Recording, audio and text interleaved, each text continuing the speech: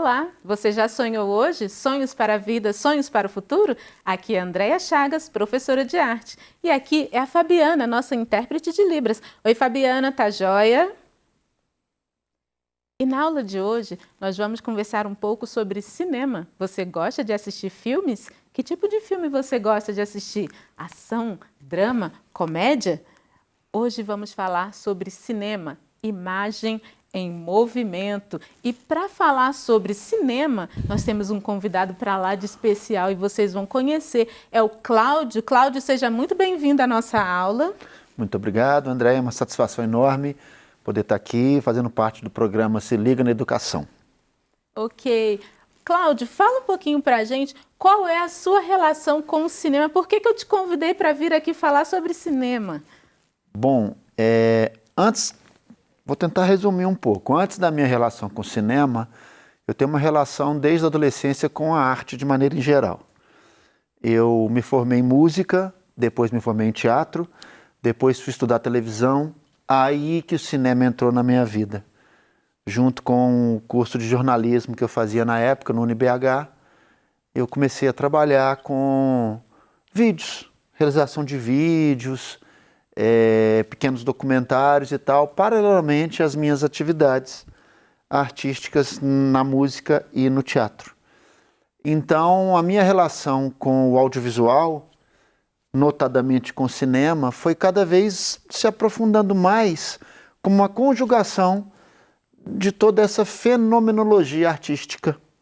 Esses fazeres todos acabaram me levando para o audiovisual e mais voltado para a produção cinematográfica. Tanto é que há 20 anos atrás, em 2003, eu fundei a Escola Livre de Cinema. Eu havia voltado da Espanha, do meu curso de televisão, e acabei fundando a Escola Livre de Cinema nos moldes do curso que eu tive lá, dos módulos e tal, mas mais voltado para a produção cinematográfica. Ok, então, estudante, nós temos aqui um dono de escola de cinema. Nós vamos saber um pouco como é que produz o cinema. Você já pensou em fazer um curso de cinema? Nós temos uma escola de cinema aqui em Belo Horizonte. Vamos lá. Você esqueceu de falar para a gente o nome da sua escola? Escola Livre de Cinema. Escola Livre de Cinema. Então, vamos seguir. Na primeira aula, nós falamos sobre tipos de fotografia e nós sabemos que a fotografia foi seguindo, e aí surgiu o cinema a partir da fotografia. Então, hoje, nossa segunda aula, vamos falar sobre o cinema. Então, vamos lá, Cláudio, vamos começar falando sobre o audiovisual. Faz um resumo para a gente. O que o cinema tem a ver com audiovisual? O cinema, bom, nos livros de história, os livros de histórias definem o surgimento do cinema da imagem em movimento em 1895, com os irmãos Louis e Auguste Lumière. Não foi bem assim, mas vamos tomar como início, né, os Lumière na França.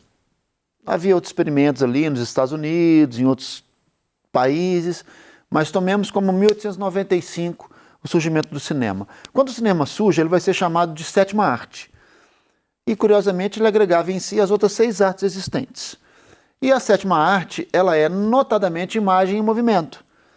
A gente pode resumir e dizer que cinema é fotografia em movimento e que fazer cinema é escrever com luz. Então, o audiovisual, ele nasce no momento em que nasce o cinema, em que nasce a imagem em movimento. Lembremos que a imagem em movimento era uma coisa já acalentada pela humanidade desde os primórdios. Quem nunca fez aqueles brinquedinhos óticos? A bailarina no cantinho do caderno, o jogadorzinho de futebol e passa rapidinho as folhas. Aquilo é um brinquedo ótico. E brinquedo ótico existe desde muito tempo. Então, a ideia, o conceito de colocar movimento na imagem já é uma coisa que vem... Lembremos do século XIX, dos impressionistas, os pintores impressionistas.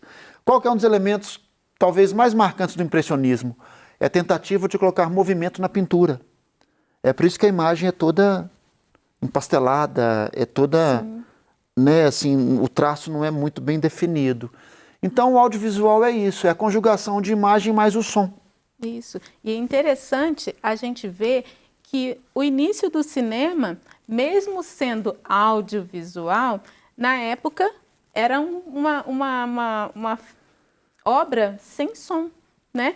E esse som, ele acontecia ao vivo nas salas de apresentação, porque eram orquestras que estavam ali, grupos musicais, tocando para trazer o som àquele filme, aquele vídeo que estava sendo passado nas salas. Exatamente. Até 1927, então, portanto, da chegada do trem estação La Ciotat e os trabalhadores saindo da fábrica, dos Lumière, até 1927, até o cantor de jazz, o cinema, ele era, a gente chama de cinema mudo.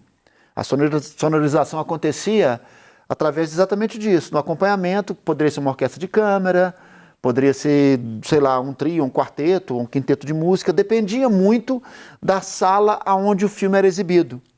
Isso é muito curioso a gente pensar, porque aonde o filme fosse exibido, a experiência sonora seria outra, em função da dimensão da sala, da acústica, enfim, de todo o aparato envolvido, econômico e tal. Haviam as grandes salas de cinema, em Belo Horizonte, por exemplo, tinha o Cine Teatro Brasil. As salas eram enormes, né? Ainda bem no comecinho mesmo do século XX. Haviam as salas interiores que eram menores. As grandes produções, o filme era distribuído com a partitura.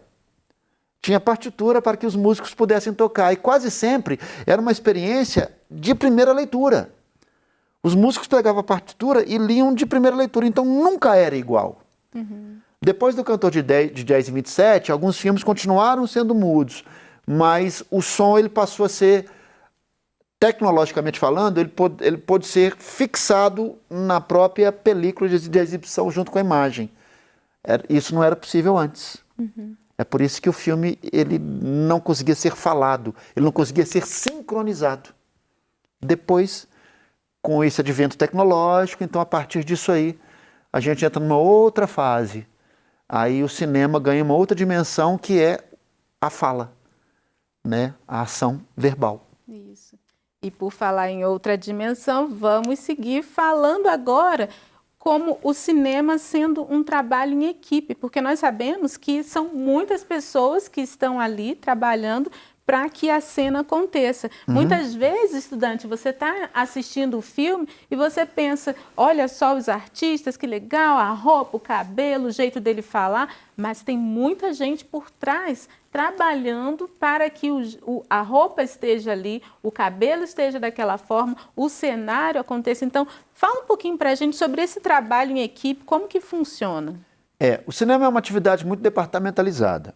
O audiovisual de maneira geral, mas já que nós estamos colocando foco na atividade cinematográfica, existe a questão dos departamentos e as funções alojadas em cada departamento.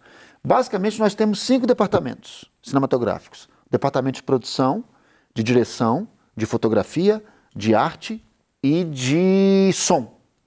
E nesses departamentos, as várias funções ali, né? Diretor cinematográfico, assistente de direção, continuista, direção de atores, enfim, do departamento de direção.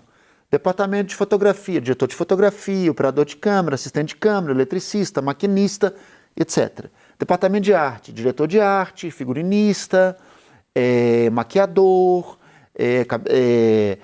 cabeleireiro, contra-regra, enfim. Departamento de som, técnico de som, microfonista, enfim, as funções que são necessárias para que se possa desenvolver a obra, né?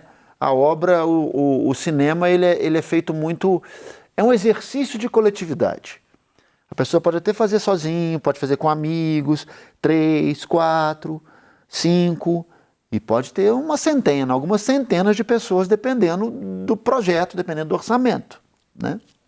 Ok. É interessante que quando o grupo decide fazer um filme, é uma equipe, vai se tornar uma equipe porque eles têm um objetivo em comum, fazer uma obra, fazer aquela ideia sair do papel, aquele roteiro sair do papel, se tornar uma obra de arte. E essa obra precisa chamar a atenção, ela precisa emocionar, ela precisa fazer rir, ela precisa envolver a pessoa que está assistindo para que ela continue sentada assistindo e se envolva de alguma forma emocionalmente com essa obra.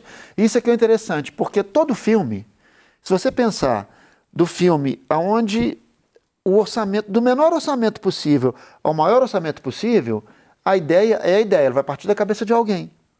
Depois que sai da cabeça de alguém, que esse trabalho é escrito, ele é roteirizado, ele é transformado em dramaturgia para audiovisual, entra todo o coletivo.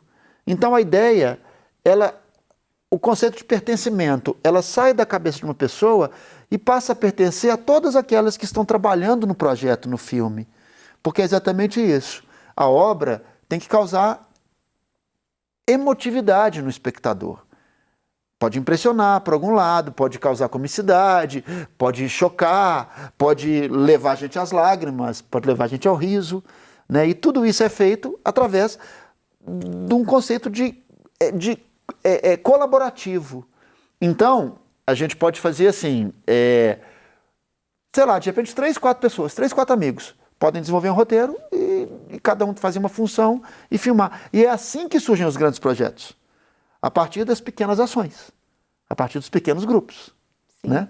E é interessante que existem filmes que têm como base alguns livros, né? A partir da ideia de algum escritor, e a partir dessa ideia as pessoas se juntam e começam a destrinchar. E aí já não é mais sozinho, né? Porque o escritor, geralmente, ele trabalha sozinho, mas quando chega no cinema, esse roteiro ele vai ser dividido por uma equipe. Fala um pouquinho sobre essa questão. Isso, porque a ideia ela pode ser uma ideia original, ideia que saiu da minha cabeça e ganhou as palavras, né? E por sua vez vai sofrer uma transubstanciação para a tela, através de imagens e de sons. Então, o roteiro original. Mas o roteiro pode ser uma obra adaptado de outrem, adaptado de um contista, de um romancista, de um novelista, de um letrista de música, de um poeta.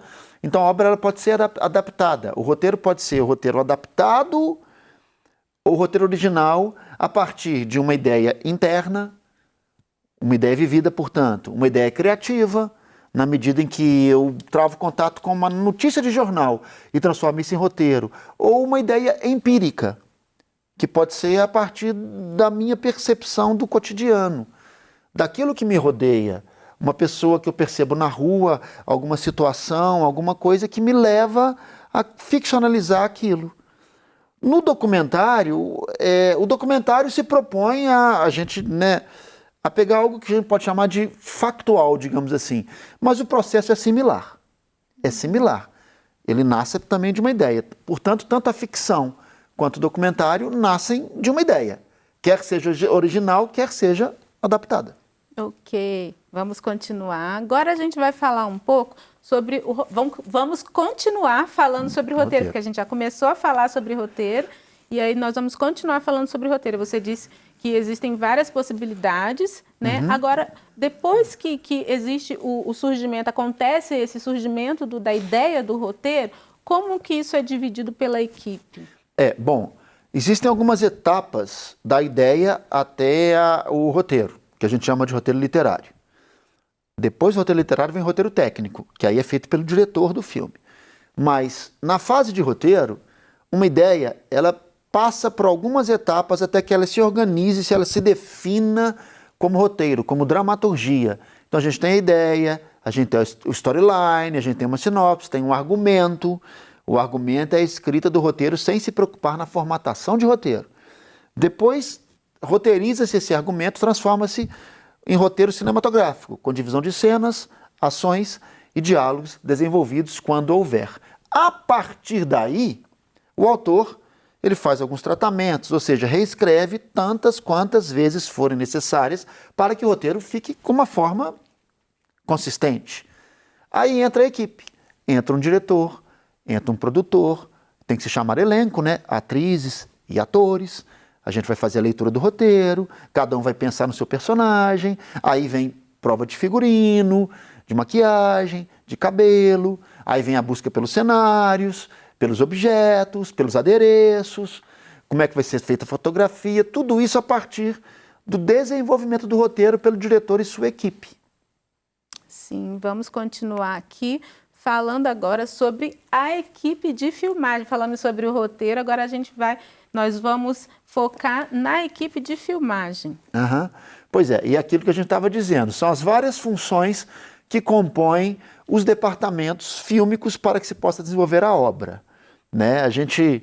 Todo mundo já ouviu falar, né? O diretor do filme, o diretor de fotografia, o roteirista, o compositor de trilha sonora, né? Enfim, né? O montador do filme, tem toda uma fase de pós-produção também, né?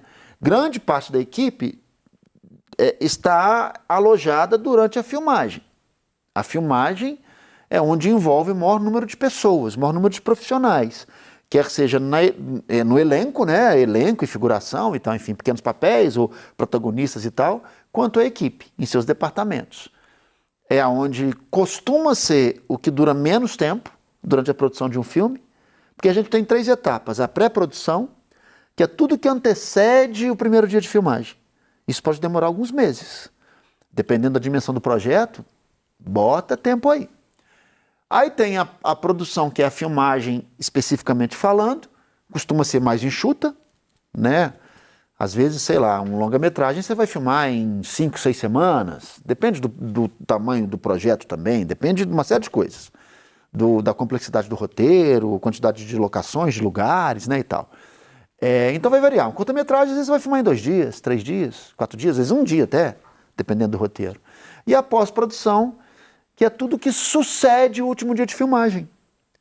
Então aí é o trabalho em ilha de edição, né? Montagem de som, montagem de imagem, tratamento de imagem, tratamento de som, VFX, que é os efeitos de vídeo, S-Effects, que é os efeitos de som, vai ter CGI, vai ter animação, o que vai ter, colorismo e tudo isso. Então a equipe se divide nas 3 etapas: pré-produção, produção e pós-produção. Ok. Falando em pós-produção, vamos falar agora, resumidamente, sobre a finalização do filme. Uhum. Pois é. Tá vendo? Uma ideia vai emendando na outra, né? É tudo... O processo é bem assim, né? Fazer cinema é uma jornada pela qual a gente passa. E é muito prazeroso por conta disso, porque você passa contando com as mise-en-scènes colaborativas, com que as pessoas têm para contribuir no nosso projeto. A finalização, portanto, é essa etapa. Depois que tudo foi filmado, tudo foi gravado, ou quase tudo, porque às vezes você tem que fazer algumas coisas em estúdio, você tem que fazer dublagem, você tem que fazer uma locução, né? Então, ou seja, a finalização é toda essa etapa. É o que vai vai definir o filme como um produto, né?